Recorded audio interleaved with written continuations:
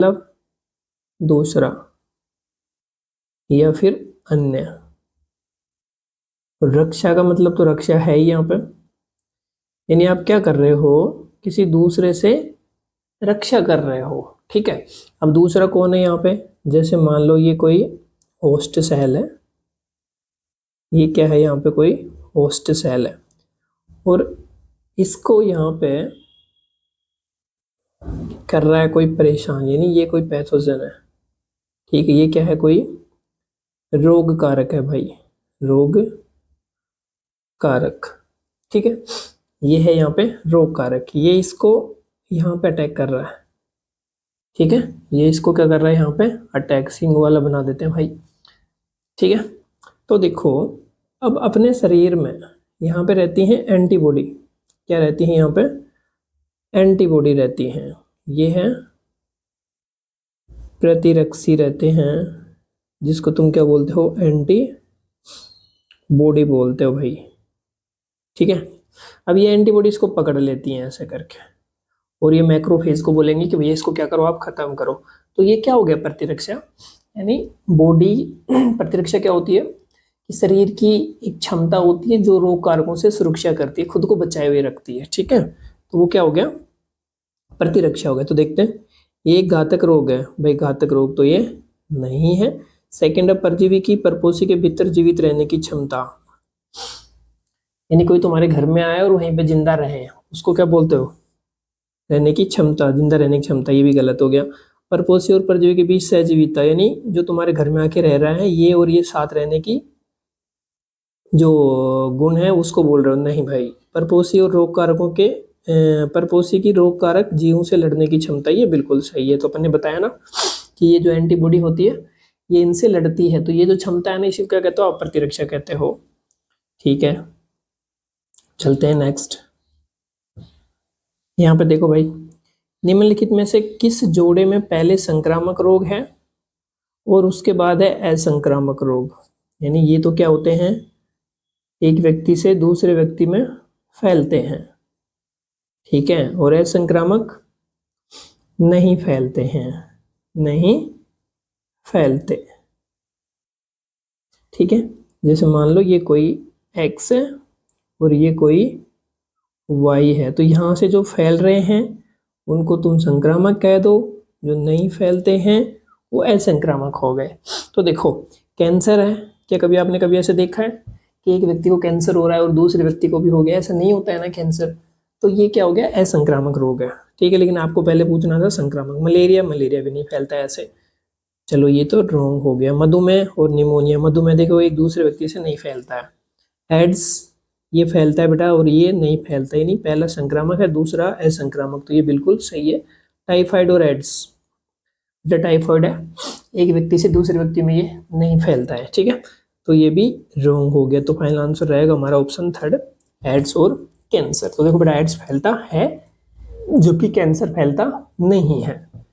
ठीक है, चलते हैं नेक्स्ट।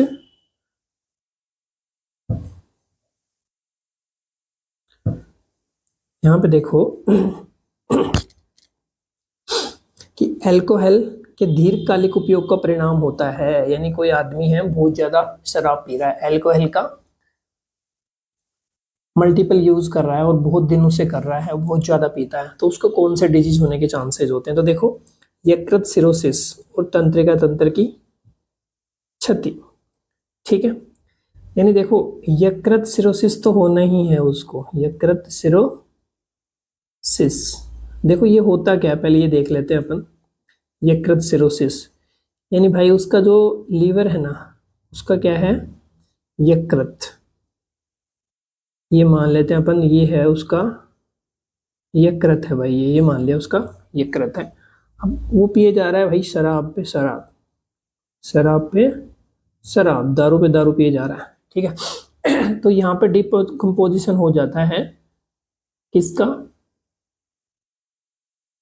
देखो यहाँ पे बनती है फैट, शराब क्या बनाती है, फैट बनाती है, और ये फैटी हो जाता है यहाँ पे ना, इसके ऊपर फैट जम जाएगा, और इसके ऊपर फैट जम जाएगा तो इसकी जो सेल होती हैं जो ये कुछ जूस का सिक्रेशन कर रही है, जूस वो नहीं है पीने वाला है ना, ठीक है, ये कुछ एंजाइम वगैरह का सिक्रेशन कर रही है। ठीक है, वो जो जूस है सिक्रेशन,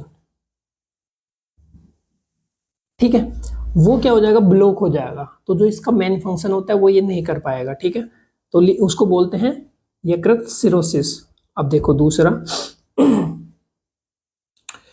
तंत्रिका तंत्र की क्षति, यानी इससे बेटा न्यूरॉन्स, ठीक है, न्यूरॉन्स स्पेशली ब्रेन और बैकबोन, बैकबोन यानी मेरुरज्जु, ठीक है, तो वो भी क्षति होती है। उनकी भी क्या होती है, वहां पे क्षति होती है। आज गला खराब है थोड़ा। सेकंड है वृक्क की विफलता और त्वचा संबंधी विकार। तो बेटा किडनी फेल और त्वचा संबंधी विकार ये नहीं होता है, त्वचा संबंधी विकार उससे नहीं होता। फेफड़ों का फाइब्रोसिस, तो ये तो किससे होता है, फेफड़ों का फाइब्रोसिस बताओ। ये होता है कि जैसे कोई कोयले की खदान में काम कर रहा है, या फिर जो कॉटन वाले उसमें काम करता है फैक्ट्रीज में, उनके होता है। पुरानी खांसी नहीं। कमजोर प्रतिरक्षा और तंत्र और जोड़ों में सूजन, दारू पीने से जोड़ों में सूजन नहीं आती, वरना लोग दारू पीते ही नहीं। दूसरे दिन पता लगा कि उनको ना जोड़ों में सूजन आ रही है, तो कौन पिएगा दारू, है ना। तो इसमें पहला सही है बेटा हमारा फाइनल आंसर, यकृत सिरोसिस और तंत्रिका तंत्र की क्षति। तो देखो शराब पीने से क्या होता है, एक तो उसका ना बैलेंस बिगड़ जाता है। शराब पीने से क्या होता है, एक तो उसका बैलेंस बिगड़ जाएगा, यानी जो अपना सेरेबेलम होता है, कौन सा होता है, सेरेबेलम, पीछे वाले हिस्से में रहता है। तो ये क्या करता है, अपना पूरी बॉडी का मैप इसी के पास में रहता है। पूरी जो बॉडी है उसका मैप इसी के पास में होता है। अब पूरी बॉडी का मैप इसके पास में है, तो अगर आपने दारू पी के, शराब पी के उसी को इफेक्ट कर दिया है, आपने क्या करा, उसी को इफेक्ट कर दिया, यानी वो थोड़ा इनहिबिट हो गया, जो अपना फंक्शन कर पा रहा था वो अच्छे से नहीं कर पाएगा। अब वो अच्छे से नहीं कर पाएगा ना, तो उसमें क्या होगा कि आपका बैलेंस बिगड़ेगा पीने के बाद में, ठीक है। तो चलता है ना हिरनी जैसी चाल, ठीक है, झूम बराबर झूम, वो वाला सीन रहता है। तो देखो शराब पीने से क्या नहीं होता है, पहले तो ध्यान रखना, अगर एक्सेस में नहीं पी रखी है ना, तो उसको सारा होश रहता है, ठीक है। शराब पीने से ऐसा नहीं है कि वो किसी को, अपने परिवार वालों को गाली दे रहा है या किसी और को दे रहा है। तो देखो मेरे भाई, शराब पीने के बाद में गाली उन्हीं को देगा जो उनको लगता है कि तेरे से वो दब जाएंगे थोड़ा, है ना, वरना उसके 2 थप्पड़ मारो ठीक हो जाएगा, ठीक है। जब शराब पी के आता है तो घर वाले सामने आ जाते, उसकी पूरी उतर जाती है, उसको सब पता होता है कि यहाँ पे ना पिटाई हो सकती है। तो सिर्फ उससे क्या होता है, बैलेंस बिगड़ता है भाई। और ज्यादा दिनों तक अगर यूज कर रहा है तो उससे क्या हो जाएगा, उसको डिजीज हो जाएगा, ये कहते हैं सिरोसिस। चलो ठीक है, चलते हैं नेक्स्ट क्वेश्चन पे।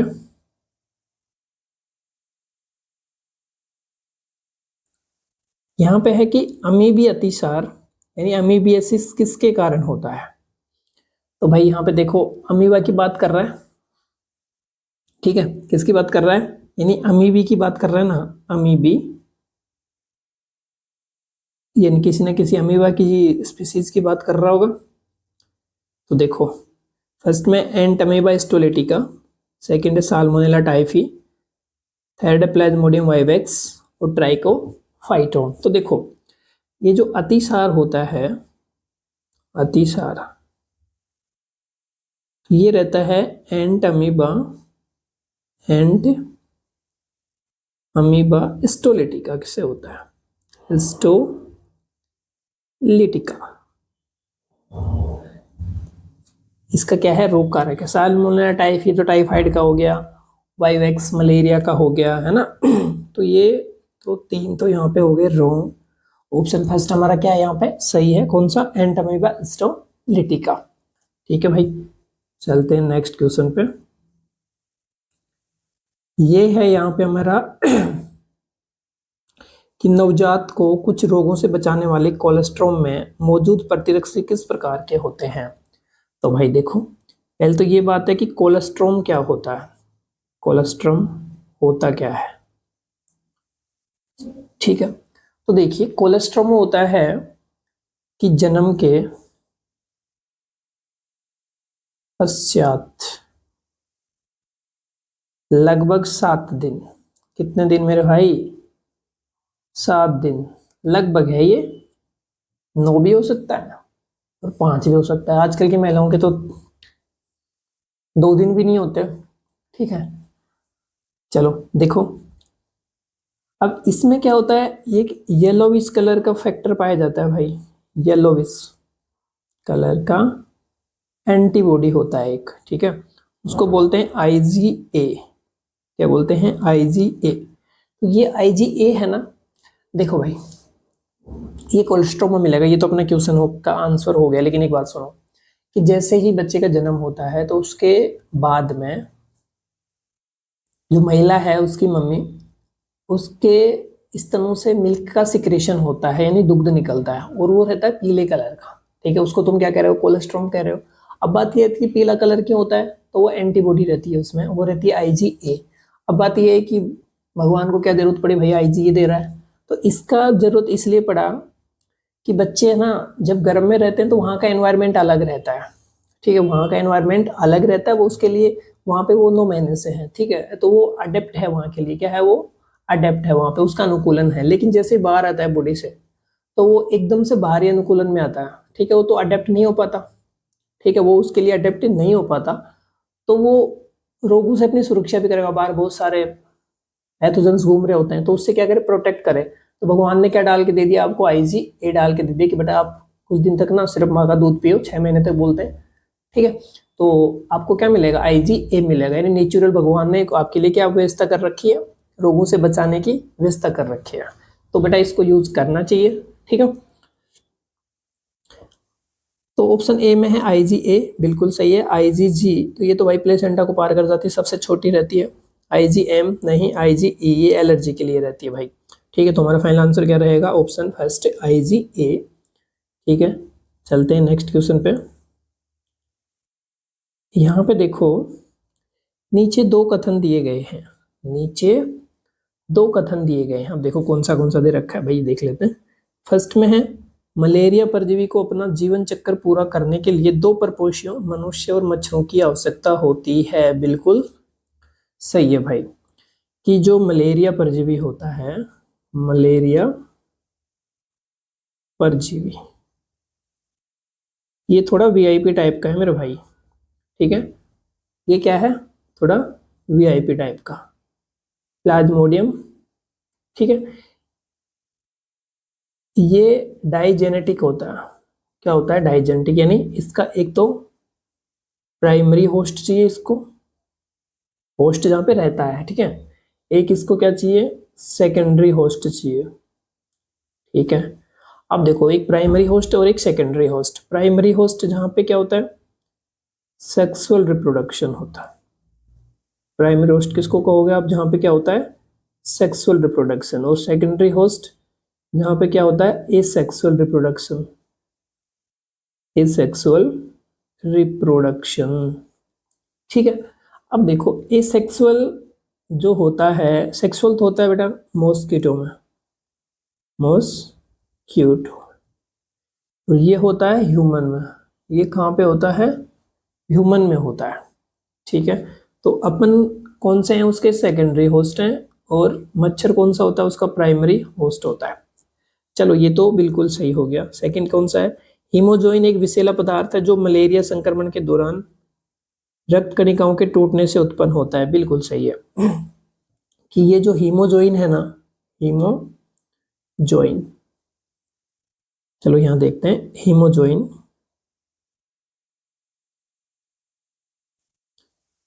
ठीक है। तो ये जो अपने WBC होती हैं, ये इनमें ग्रोथ कर चुके हैं तो ये फटती हैं, तो यहां से हीमोजोइन निकलता है भाई, ठीक है। और ये ही फीवर, चिल, चिल मतलब सर्दी, लगना है ना, कपकपी लगना, चिल का मतलब, ठीक है। और ये सारे जो सिम्टम आते हैं वो हीमोजोइन की वजह से आते हैं भाई, किसकी वजह से आते हैं, वो हीमोजोइन की वजह से आते हैं, ठीक है। तो ये भी यहाँ पे बिल्कुल सही है।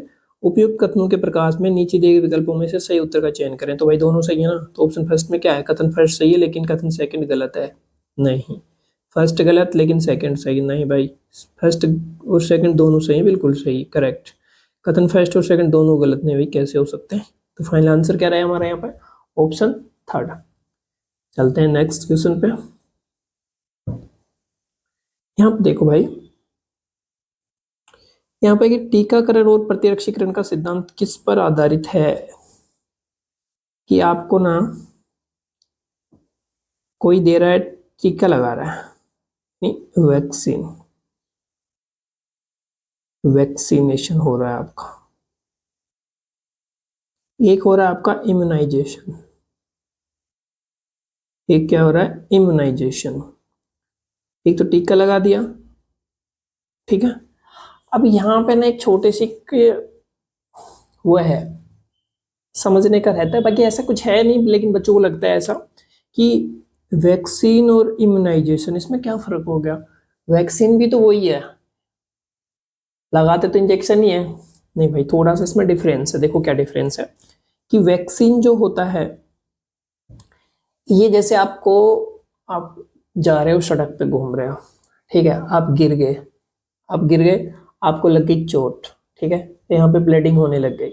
अब ब्लीडिंग होने लग गई तो आप जाओगे डॉक्टर के पास। अब डॉक्टर के पास जैसे ही जाएंगे तो वहां पे देगा आपको एक टीका लगाएगा, वो किसका, एंटी टिटनस। कौन सा टीका लगाएगा वो, एंटी टिटनस का, वो है वैक्सीनेशन, ठीक है।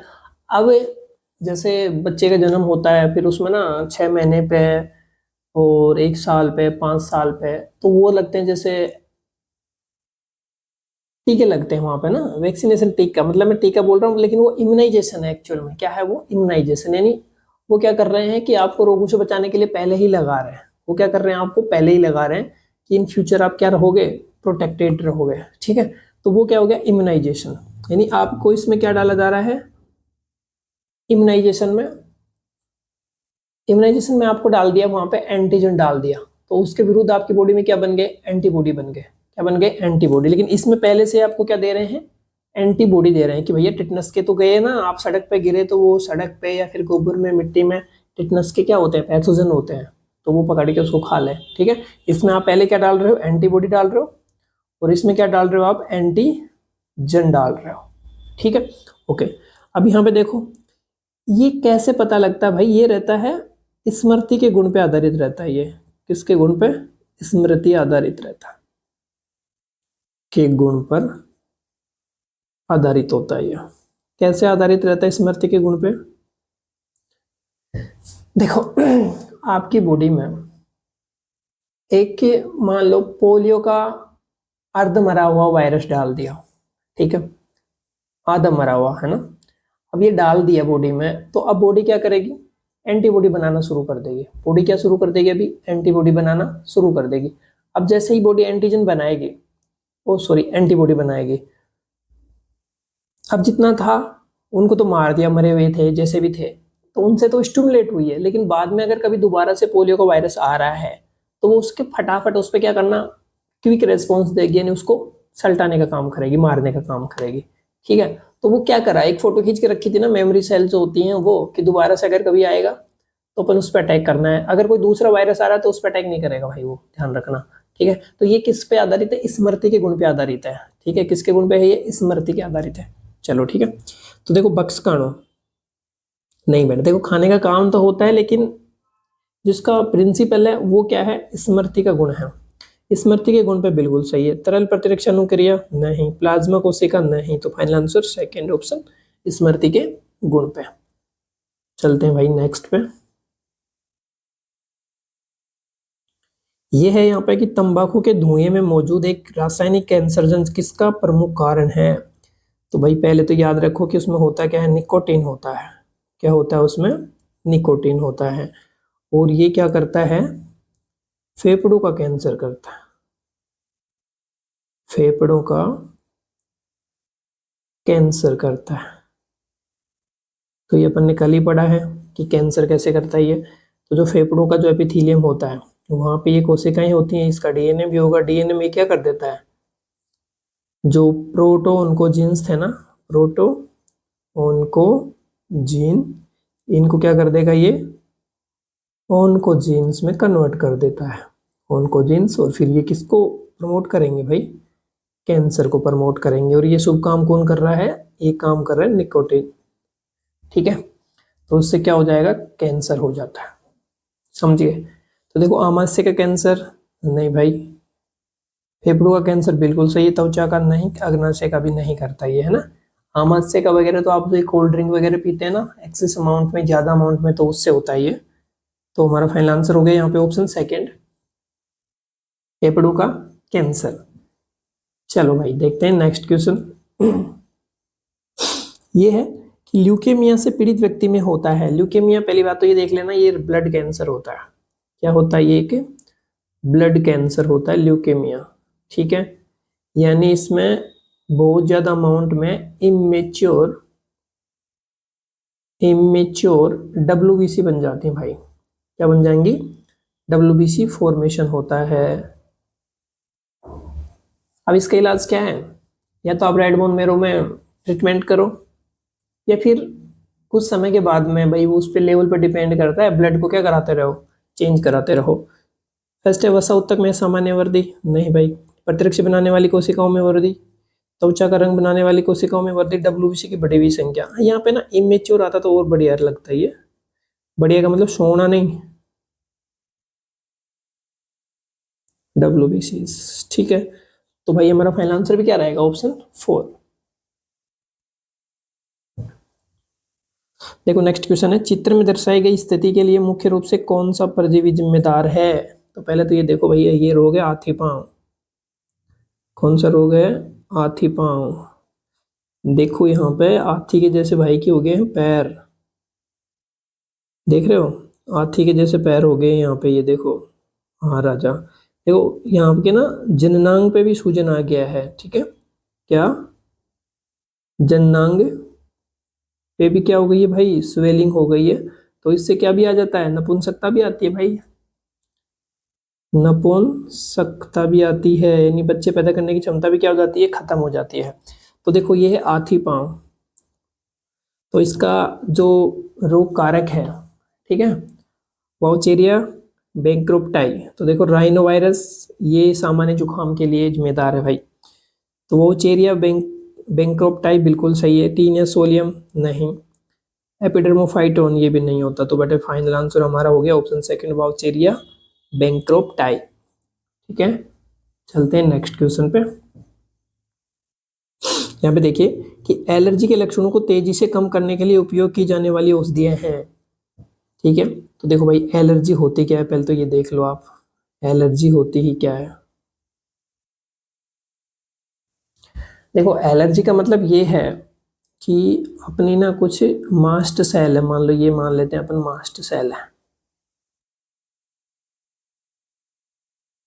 ठीक है। अब इनके ऊपर रहते हैं रिसेप्टर, रिसेप्टर तो सबके ऊपर ही होंगे, ठीक है। अब बाहर से कोई आ गया नॉर्मल पोलेन ग्रेन मान लेते हैं अपन भाई, पोलेन ग्रेन आ गया मान लेते हैं, सपोज करो पोलेन ग्रेन है। ये वैसे नॉन एलर्जन है। पोलेन ग्रेन का क्या मतलब है भाई? देखो प्रतिजन क्या होता है कि बॉडी से बाहर का कुछ भी आ जाए वो सारे क्या होते हैं? प्रतिजन होते हैं। लेकिन उनकी जो सेल होती है, जैसे ये मान लो सेल है, इनके ऊपर क्या मिलेंगे? कोई ना कोई एंटीजन पार्ट मिलता है। ये क्या है? एंटीजेनिक पार्ट है कोई भी, ठीक है। अब ये क्या करता है कि यहाँ के जाके जुड़ गया, मान लो ये यहाँ पे जाके जुड़ गया। अब ये कुछ ज्यादा मैटर नहीं है कि आ गया, ठीक है यार, लेकिन ये क्या होती है? हाइपर सेंसिटिव हो जाती हैं, हाइपर सेंसिटिव। कुछ लोग भी होते हैं हाइपर सेंसिटिव, है ना। कुछ लोगों को क्या होता है कि किसी को देखते ही उनसे ना एलर्जी होना शुरू हो जाता है। यानी मान लो कोई बच्चा है, उसके टेस्ट में ज्यादा नंबर आ रहे हैं, तो पड़ोसी उससे चिढ़ने लग जाएगा कि यार इसके नंबर है। फिर उसको देखते ही कि भाई किसी के कई बार ऐसा होता है ना, किसी की शक्ल ही पसंद नहीं होती अपने को, है ना। तो वो भी एक प्रकार की एलर्जी है। आंखों से मैसेज जा रहा है, फिर अपने मास्टर को से कहीं करी, भाई इसको निकालो यार, सर में दर्द शुरू हो गया, ये कौन है? ठीक है। तो ये भी एक प्रकार की क्या है? एलर्जी है। तो हाइपर सेंसिटिव हो जाती है। फिर ये क्या करने लग जाती है भाई? हिस्टामिन सिक्रेशन करने लग जाती है। हिस्टामिन, हेपेरिन, हिस्टामिन और तुम क्या हो भाई?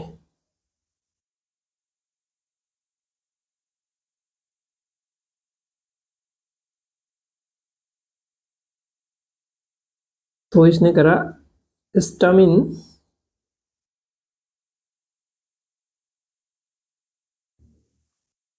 और हिपेरिन सिक्रेट कर दिया, ठीक है। ये क्या करवाती हैं? कि जो अपनी जो सेल होती है, वैसे ये अपन ना कर चुके हैं उसमें इम्यूनिटी में, तो एलर्जी मैंने वहाँ पे पढ़ा दी है, वो एलर्जी मैंने वहाँ पे पढ़ा दी है, और मैंने इम्यूनोलॉजी में भी बताया था नॉर्मली ये। तो ये क्या करती है कि रेडनेस बढ़ा देगी, रेडनेस, स्वेलिंग, पेन और टेम्परेचर बढ़ा देती है। ठीक है, यानी प्रदाह होना शुरू हो जाता है वहाँ पे। क्या होना शुरू हो जाता है? प्रदाह। क्योंकि ये जो हिस्टामिन और हिपेरिन जो है ना, ये कुछ केमिकल सीक्रेट करवाते हैं, हाइपोथैलेमस पे जाके काम करते हैं, तो पायरोजन वगैरह रही है। ठीक है, तो उन पे नहीं जा रहे अभी अपन। तो देखो, प्रतिस्टामिन और एड्रेनलिन बिल्कुल सही है। स्टेमिन और थायरोक्सिन, तो भाई स्टेमिन तो पहले खुद ही स्रावित कर रही है ना, तो इसका एंटी देना पड़ेगा ना आपको, तो ये तो रॉन्ग हो गया। एड्रेनलिन और अल्फा इंटरफेरॉन, नहीं। तो फाइनल आंसर क्या रहेगा हमारा? ऑप्शन फर्स्ट, यानी प्रतिस्टामिन दोगे आप, लाइक डेट साइक्लोस्पोरिन। ठीक है, आप देखो ना, अपने को डॉक्टर के पास जाते हैं तो दवाई वाई लेना है, तो अपने को एक बारीक सी टेबलेट और देता है वो, है ना, सिट्राजिन वगैरह की। तो वो क्या रहती है उसमें? प्रतिस्टामिन और एड्रीनलिन होते हैं। तो जब किसी को एलर्जी हो जाती है तो उसमें ना यही चलता है, स्टेरॉइड, जिसको ना स्टेरॉइड के नाम से सब जानते होंगे, तो क्या देते हैं वो? स्टेरॉइड देते हैं। तो प्रतिस्टामिन और एड्रेनलिन भी क्या होता है? स्टेरॉइड का ही एक टाइप है। ठीक है, अच्छा स्टेरॉइड देंगे तो ये, अच्छा ये बताओ मुझे कि आपको ना, आप बहुत ज़्यादा बॉडी में ना स्टेरॉइड ले रहे हो, तो क्या तुम्हारे लिए फ़ायदेमंद है? नहीं। ये इंस्टेंट हो सकता है तुम्हारे लिए फ़ायदेमंद हो, लेकिन एक्चुअल में तुम्हारे लिए फ़ायदेमंद नहीं है, क्योंकि ये अपनी जो, देखो, ये जो सीक्रेट हो रहे हैं, क्यों हो रहे थे? ये अपनी प्रतिरक्षा सीक्रेट कर रही थी। अब कई बार क्या होता है, कुछ हाइपर हो भी जाए आदमी, ऐसा थोड़ी कि बेकार ही है फिर वो। ठीक है, तो अब उसको दबा दिया जाता है, अपनी प्रतिरक्षा को दबा दिया जाता है। किससे?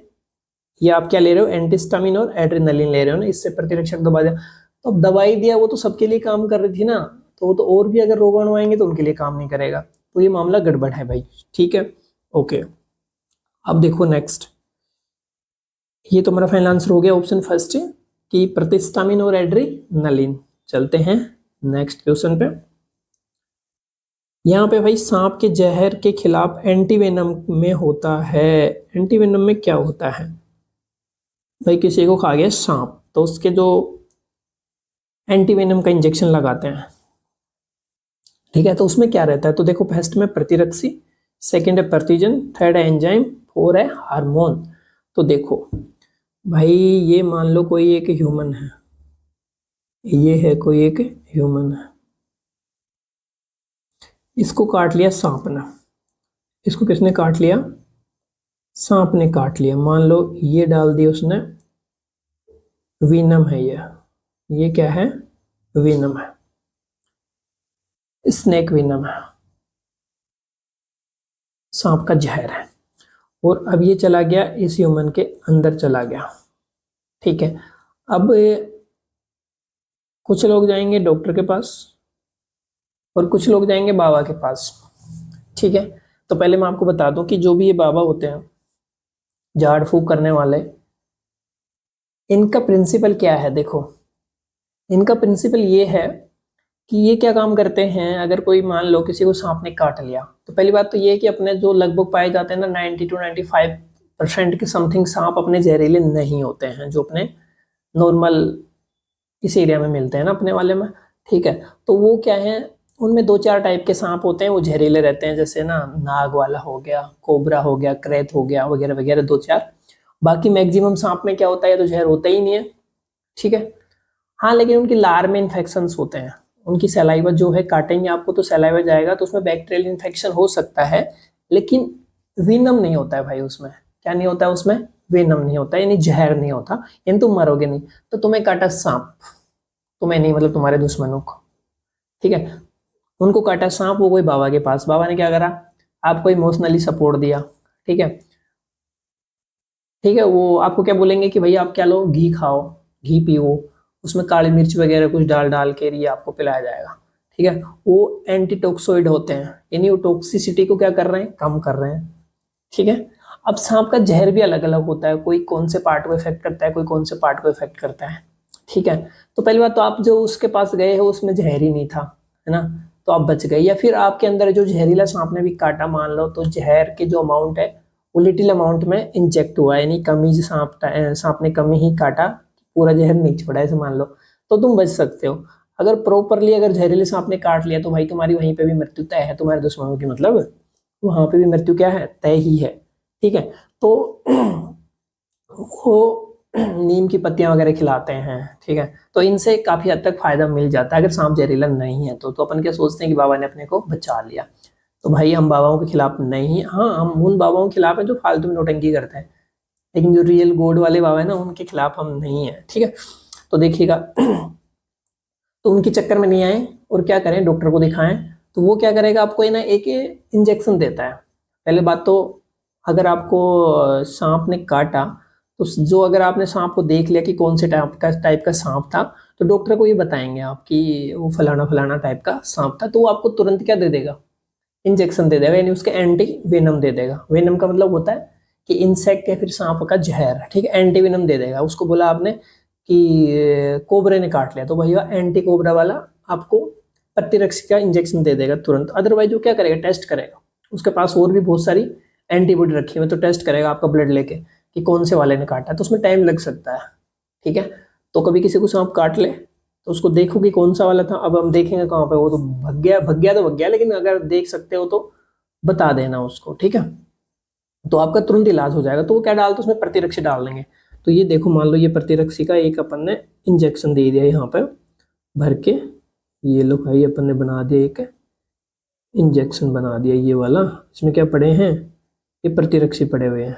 ठीक है, अब ये प्रतिरक्षी जाके इनको पकड़ लेंगे, तो इनको क्या कर देंगे, पकड़ लेंगे और इनको क्या कर देंगे, ये नष्ट कर देंगे। तो इससे क्या हो जाएगा, अपना बचाव हो जाएगा। समझ गए ये बात। तो क्या लगाते हैं उसमें, उसमें लगाते हैं भाई एंटीवेनम में सिर्फ और सिर्फ क्या लगाओगे आप, प्रतिरक्षी लगाओगे। तो देखो प्रतिरक्षी बिल्कुल करेक्ट, प्रतिजन पहले से पढ़ा है। एंजाइम का क्या करोगे, हार्मोन लगा के कौन सा तुम्हें पहाड़ जीतना है यहाँ पे। ठीक है, तो भाई ऑप्शन फर्स्ट हमारा क्या रहेगा यहाँ पे, फाइनल आंसर रहेगा। चलते हैं नेक्स्ट क्वेश्चन पे। अभी बताया था कि तंबाकू में मौजूद व्यसनकारी रसायन कौन सा है, यानी जो तुम्हें आदत लगाता है ना भाई। ठीक है, वो कौन सा है, कैफीन। कैफीन तो कॉफी में मिलता है। कार्बन मोनोऑक्साइड ये तो बनता है बाद में मेरे भाई। निकोटीन बिल्कुल सही है, कैटेकोल नहीं। तो देखो निकोटीन होता है कैंसर में, उसमें तंबाकू में। ठीक है, अब निकोटीन क्या करता है, जैसे आजकल गांव में ना तगड़ा क्रेज चल रहा है उखे का, दो लोग बैठेंगे का जरूरी है भाई, और कुछ हो ना हो, है ना। एक बार बीच में क्रेज बंद हो गया लेकिन फिर से आ गया। और हुक्का तो गांव में तो शान होती है। ठीक है ना। अच्छा, अब इसमें रहता है निकोटीन, तंबाकू में क्या रहता है, निकोटीन। अब उसको लेने का टाइप अलग अलग हो सकता है, लेकिन जो जिससे अपने को आदत पड़ती है ना, वो एक्चुअल में क्या रहता है, निकोटीन एक केमिकल रहता है। चलो भैया हमारा फाइनल आंसर रहेगा यहाँ पे ऑप्शन थर्ड, निकोटीन। चलते हैं नेक्स्ट क्वेश्चन पे। यहाँ पे देखिएगा कि वृक्क प्रत्यारोपण के बाद एक व्यक्ति प्रतिरक्षा निरोधक लेता है। देखो भाई एक आदमी है कोई ए, ठीक है, एक आदमी है कोई बेटा बी। इसने ए ने बी वाले को क्या दे दिया, अपनी किडनी दे दी, ट्रांसफ्यूजन कर दिया, यानी ट्रांसप्लांट कर दिया इसमें। अब इसको लेनी पड़ेंगी प्रतिरक्षा रोधक, यानी मैं बोल दूं साइक्लो स्पोरिन नाम की कोई इम्यूनो सप्रेशर होता है। ठीक है, यानी ये प्रतिरक्षा निरोधक लेगा भाई। चलो इसी को यहाँ पे लगा देते हैं अपन, ये लेगा। क्यों लेगा, कि इसकी जो प्रतिरक्षा होती है, इसकी क्या रहती है, प्रतिरक्षा, जो इसको क्या कर दे, रिजेक्ट ना कर दे।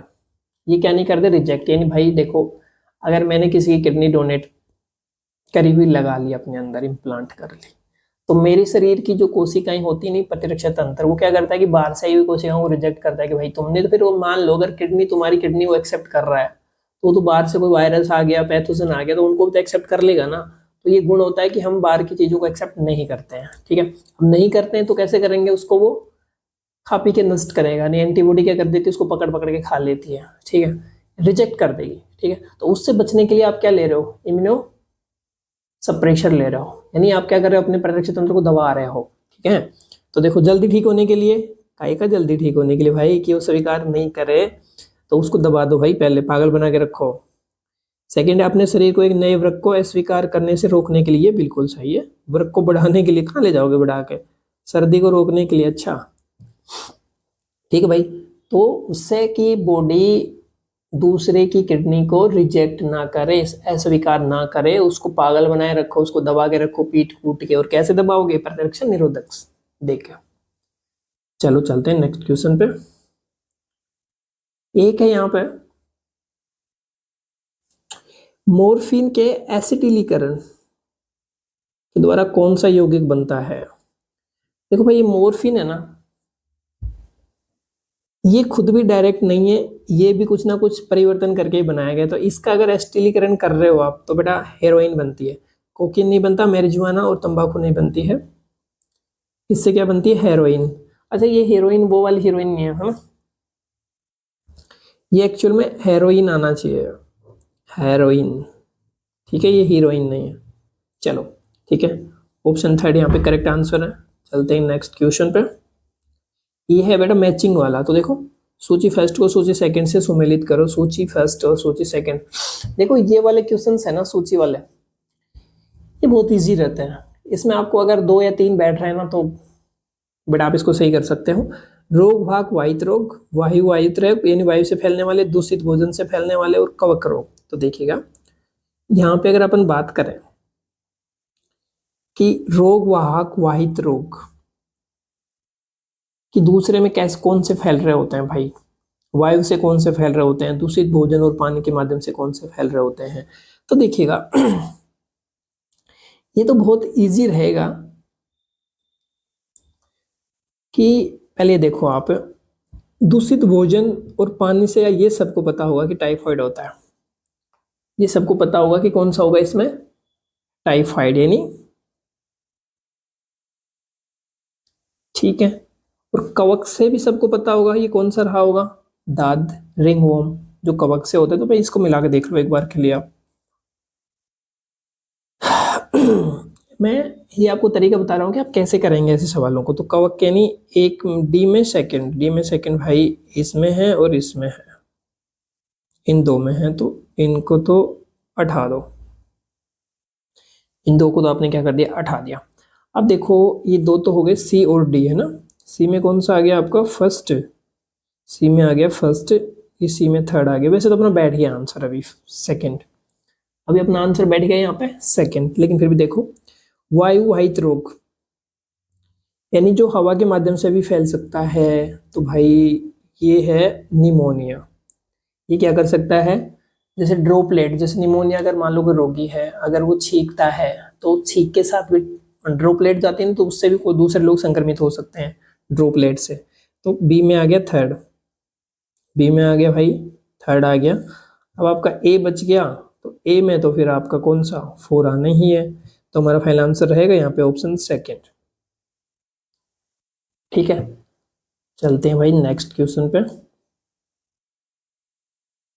यहाँ पे देखो, टीकाकरण में रोगजनक के किस रूप का उपयोग किया जाता है। अब सुन लो, टीकाकरण में रोगजनक का मेरे भाई कई टाइप से उपयोग करा जाता है, जैसे फर्स्ट जनरेशन, सेकंड जनरेशन और थर्ड जनरेशन।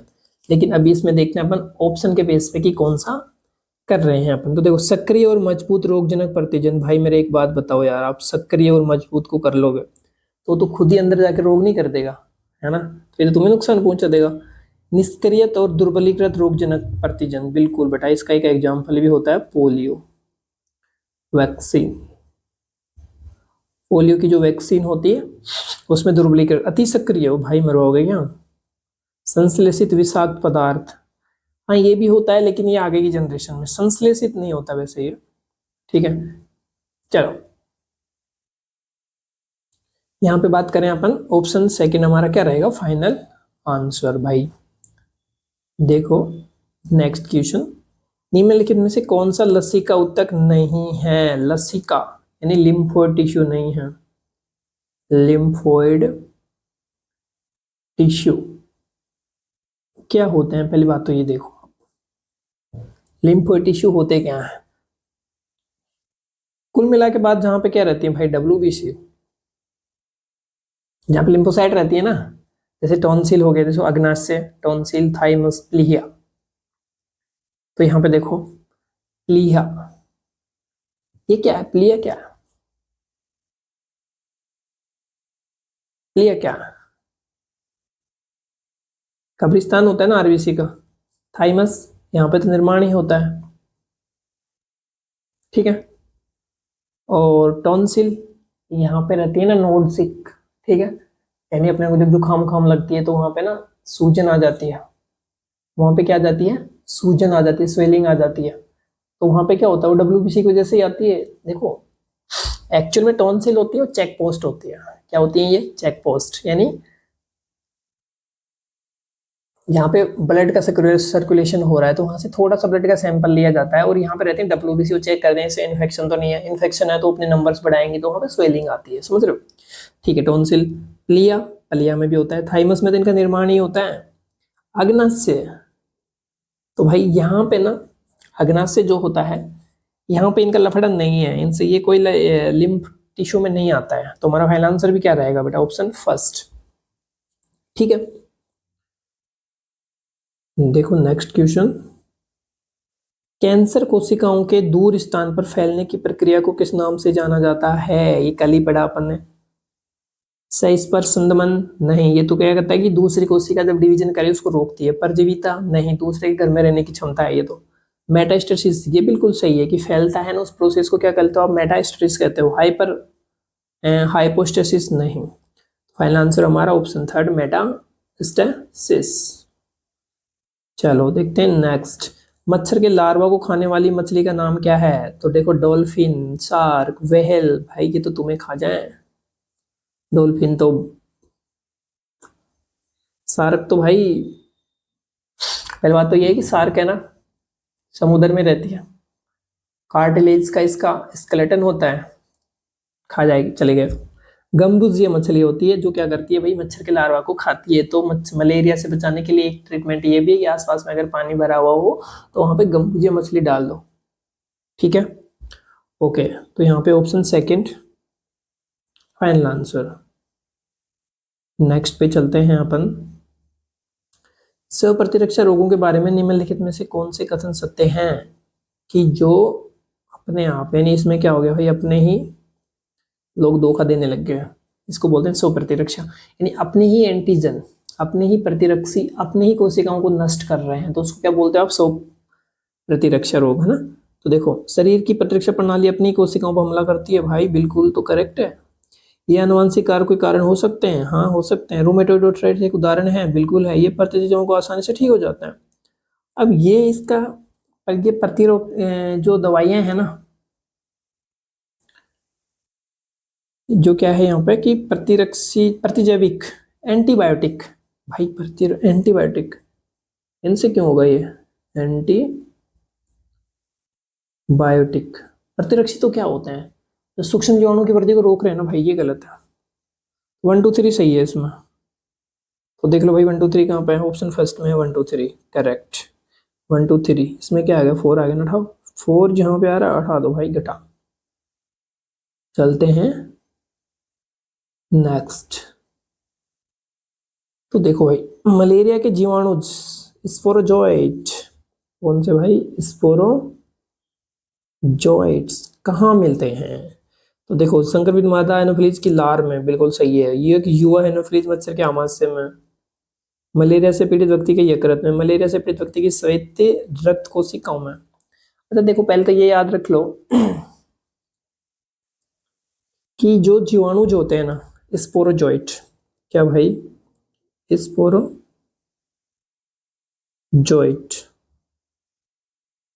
ये संक्रामक अवस्था है। ये क्या होती है, संक्रामक अवस्था होती है।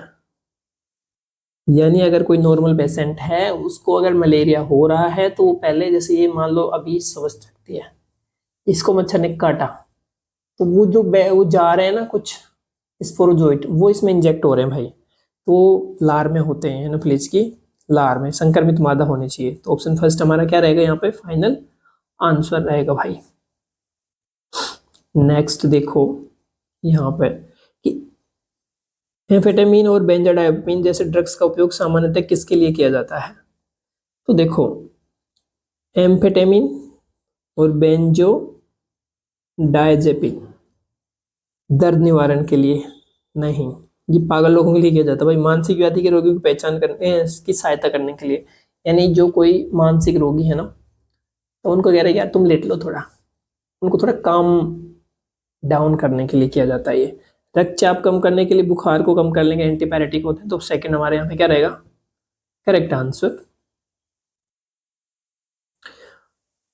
80 जीवाणु बोले तो रेट्रोवायरस, रेट्रोवायरस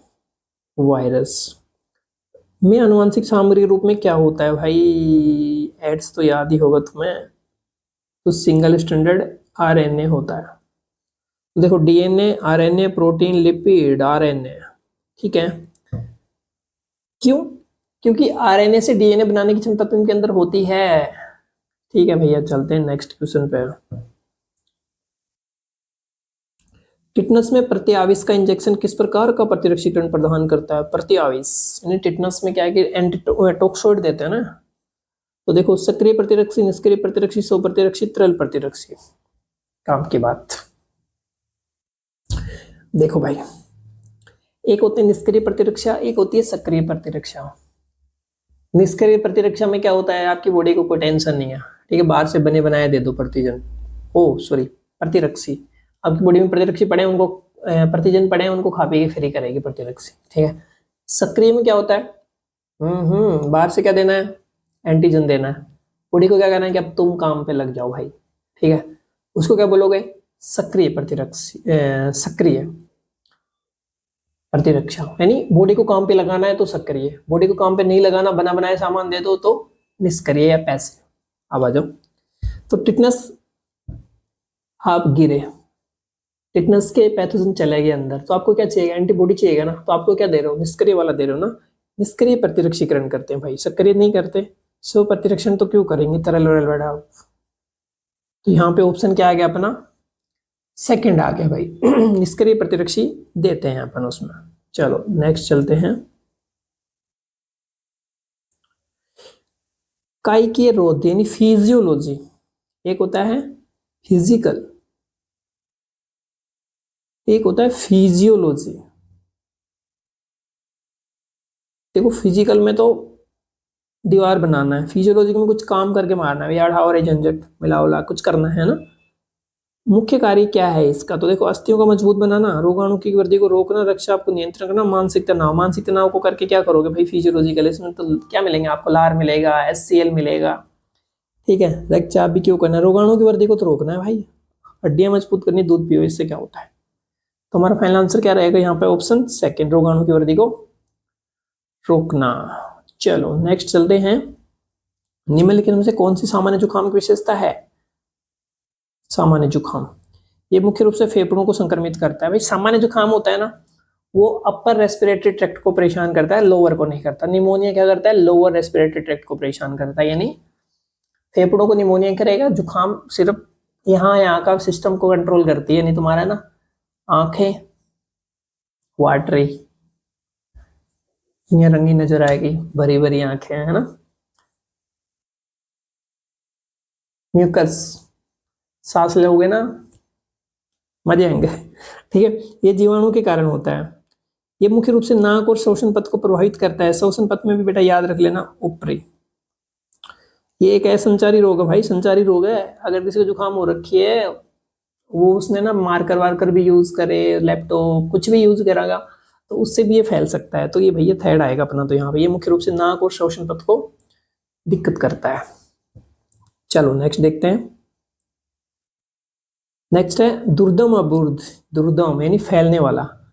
मैलिग्नेंट ट्यूमर की कोशिकाओं को क्या कहा जाता है? सामान्य कोशिकाएं, नवद्रव्य न्यूप्लाज्मिक कोशिकाएं, मृत कोशिकाएं, स्वस्थ कोशिकाएं। देखो भाई सामान्य कोशिकाएं तो कह ही नहीं सकते क्योंकि तो कैंसर वाली हैं। नवद्रव्य देखो ये बना देते हैं अपन, अगर यहाँ पे सेल पड़ी हुई है ना, ये कैप्सूल है इसमें, ठीक है, इनको बोलते हैं नियोप्लास्टिक सेल, नियोप्लास्टिक सेल। अब ये फट जाता है किसी कारण, अभी तो ये देखो सुदूर्म है, यानी ये बिनाइन ट्यूमर है। अब ये फैल के ब्लड में चला जाएगा, तो ये जो सेल होती है तो नियोप्लास्टिक की, ठीक है। तो अब ये ज़्यादा कि जहाँ ट्यूमर बनाएगा वो कौन सा होता है, मैलिग्नेंट ट्यूमर होता है। तो देखो ऑप्शन सेकंड हमारा फाइनल आंसर रहेगा, नोदरवी न्यूप्लास्टिक कोशिकाएं। चलते हैं नेक्स्ट क्वेश्चन पे। देखो नेक्स्ट क्वेश्चन जो है यहाँ पे